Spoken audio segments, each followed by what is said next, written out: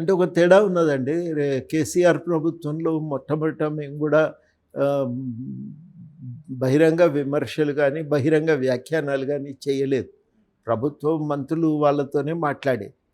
రాను రాను ఏమన్నారంటే, "మేము ఏం జేయగలుగుతామన్నా, మా చేతుల్లో నిర్ణయాధికారం లేదు.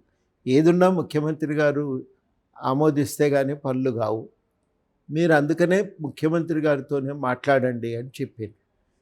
ఆ ముఖ్యమంత్రి గారిని కలవటానికి ప్రయత్నం చేస్తే అప్పుడు అవకాశం దొరకలేదు.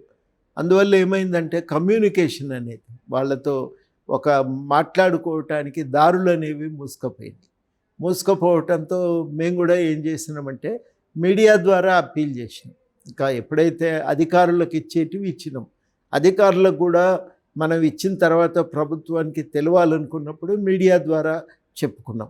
ఎప్పుడు కూడా గవర్నమెంట్‌ను విమర్శించటం అనేది లక్ష్యం కాదు. అది ఆ ఆలోచనతో మేము పనిచేయలేదు. అప్పుడు కూడా చేయలేదు. అప్పుడు కూడా చాలామంది మీరు ఇయాల ఏం ప్రశ్న అడిగినరో అదే ప్రశ్న అడిగినరు. మీకు లోపాలు కనబడతలేవా? ఎందుకు మాట్లాడతలేరు అని. ఎందుకు మాట్లాడతలేము అంటే అప్పుడు ప్రభుత్వము మరి కొత్త రాష్ట్రము, కొత్త పార్టీ, కొత్త ప్రభుత్వము వాళ్ళకు కూడా అవకాశం ఇయ్యాలి. తొందరపాటున ఏది పడితే అది మాట్లాడితే కుదరదు అని చెప్పి మేము ఏదున్నా మంత్రులకు చెప్పినాం. మంత్రులు మీరు మాకు చెప్పి ప్రయోజనం లేదు, ముఖ్యమంత్రి గారితో మాట్లాడండి అని అన్నారు. ముఖ్యమంత్రి గారిని కలవటానికి వెసులుబాటు దొరకలేదు. పత్రికాముఖంగా పార్టీకి చెప్పే ప్రయత్నం చేసినాం, నాయకులకు చెప్పే ప్రయత్నం చేసినాం. అప్పుడు మేము వాస్తవానికి మేము పెట్టుకున్న లక్ష్యం ఏంటిది?